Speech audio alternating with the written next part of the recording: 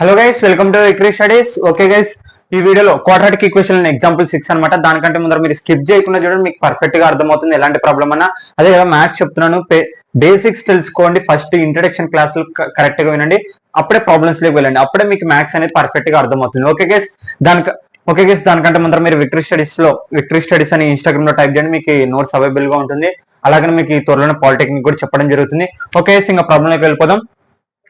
Find the dimensions of the prayer hall having the carpet area 300 meters square with its length, ఇక్కడ చూడండి, length 1 meter then twice of its breadth. ఇక్కడ చూడండి,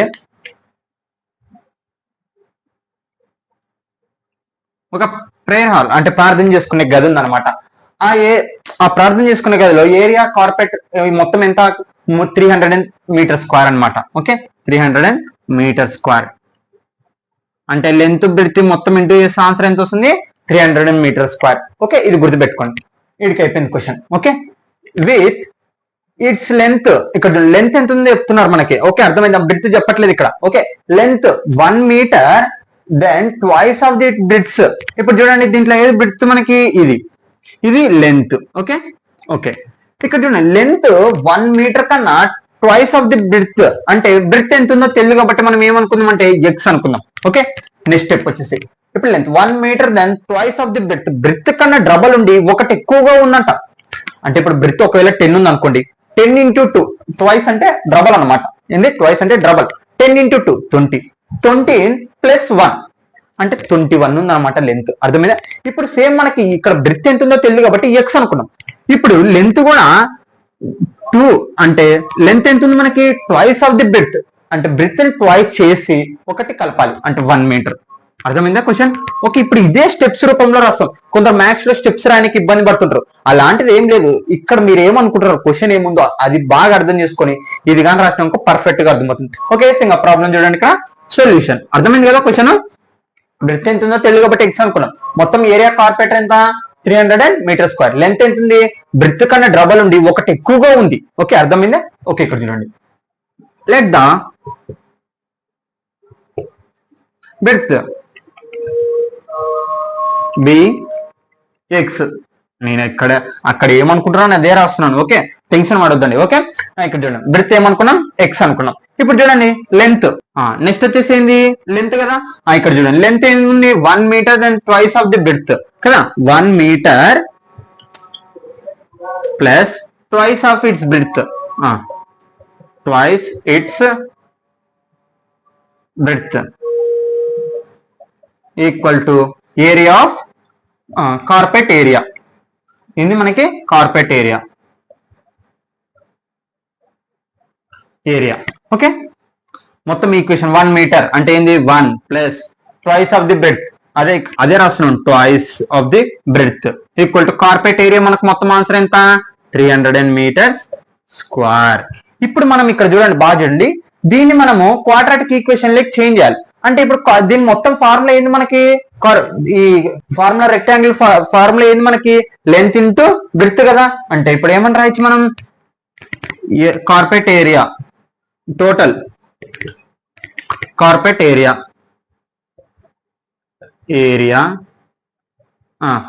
total carpet area length into breadth కదా. Total carpet area మనకి ఎంత, 300 equal to length ఎంత అనుకున్నా, length ఎంత వచ్చింది మనకి, 1 ప్లస్ 2x వచ్చింది. బ్రెడ్త్ ఏమనుకున్నాం మనము, ఎక్స్ అనుకున్నాం. వినేటప్పుడే పర్ఫెక్ట్ గా వినండి, కొంచెం సోదులు ఎక్కడ అనుకోవద్దండి అట. ఏం లేదు, మనం ఇవల్ల నేర్చుకుంటే 10th క్లాస్ లో మార్క్స్ ఎక్కువ వస్తే మీకంటూ ఒక వాల్యూ అనేది ఉంటుంది. ఓకే, ఇక్కడ చూడండి, ప్రతి ఒక్కదాన్ని ఇంటూ చేయండి, 300 అలాగనే రాసుకొని X into 1 X plus 2x into X 2x square. దీన్ని క్వాడ్రాటిక్ ఈక్వేషన్ లెక్క చేంజ్ చేయండి, 2x square plus X equal to 300. ఇప్పుడు క్వాడ్రాటిక్ ఈక్వేషన్ చేయండి, 2x స్క్వేర్ ప్లస్ ఎక్స్, ఇది ప్లస్ చేసి న్యూట్రల్ కోసం ఏమవుతుంది, -300 ఈక్వల్ టు 0. ఇప్పుడు ఇక్కడ చూడండి, ఇక్కడ మనం ఏమనుకున్నాం, ఇక్కడ చూడండి, ఇక్కడికి ఈక్వేషన్ అయిపోయింది. ఇక్కడికి ఈక్వేషన్ అయిపోయిన తర్వాత మనం ఫ్యాక్టరైజేషన్ మెథడ్ చేసి మనం ఆన్సర్లు కనుక్కోవాలి. ఓకే, అర్థమైందా? ఫ్యాక్టరైజేషన్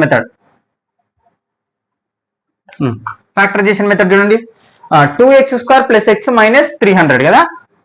ఇందా 2x square plus X -300 equal to 0. Okay, ఇప్పుడు మనకి ఫ్యాక్టరైజేషన్ మెథడ్ చేయాలంటే మీకు ఫ్యాక్టరైజేషన్ మెథడ్ వీడియో అవైలబుల్ గా ఉంది, మీరు ఖచ్చితంగా చూడండి. 300 into 5 into first number last number ఏం చేయాలా, ఇంటూ చేయాలి. ఓకే, ఇంటూ చేద్దాం. ఫస్ట్ నెంబర్ లాస్ట్ నెంబర్ ఏం చేయాలి, 300 ఇంటూ 2 ఏమవుతుంది, 600 అవుతుంది. 600. ఓకే, 600 మనకి ఏ టేబుల్ పోతుందో మొత్తం చెక్ చేయండి. 24 ఇంటూ 25. ఎందుకు 24 ఇంటూ 25 చేసిన అంటే మనం 2 ఇంటూ చేస్తే పై నంబర్ రావాలి, అది 2 ప్లస్ అన్న మైనస్ అని చేస్తే మధ్య నంబర్ రావాలి. మధ్య నంబర్ ఏముంది మనకు, కోఎఫిషియంట్ x +1 ఉంది, అంటే +1 వచ్చేటట్టు. అంటే 24 25 24 ఇంటూ 25 చేస్తే ఖచ్చితంగా మనకి 600 వస్తుంది. నేను ఇక్కడ మైనస్ ఇక్కడ ప్లస్ చేస్తాను. బిగ్ సింబల్ ఏముంది మనకి, ప్లస్ ఉంది. 25 లో 24 పోతే 1 వచ్చింది ఆన్సర్ మన కోఎఫిషియంట్. అంటే మనం ఈ ఎక్స్ బదులు ఈ రెండు సబ్స్టిట్యూషన్ చేసుకుంటాం. ఇప్పుడు 2x² మైనస్ 24x, ఇక్కడ చూడండి -24 plus 25x minus 300 equal to 0. ఇక్కడ చూడండి నేను ఏం చేంజ్ చేయలేదు, 2x² ఈ ఎక్స్ బదులు ఈ రెండు నంబర్లు రాసుకుంటాను. ఓకే, -300 అలాగే. ఇక్కడ నెక్స్ట్ ఏం చేయాలా, కామన్ తీయాలి. కామన్ ఇదొక కేసు, ఇదొక కేసు. దీంట్లో కామన్ ఏముంది, 2x కామన్ ఉంది, 2 టేబుల్ కామన్ ఉంది, 2x కామన్ ఉంది.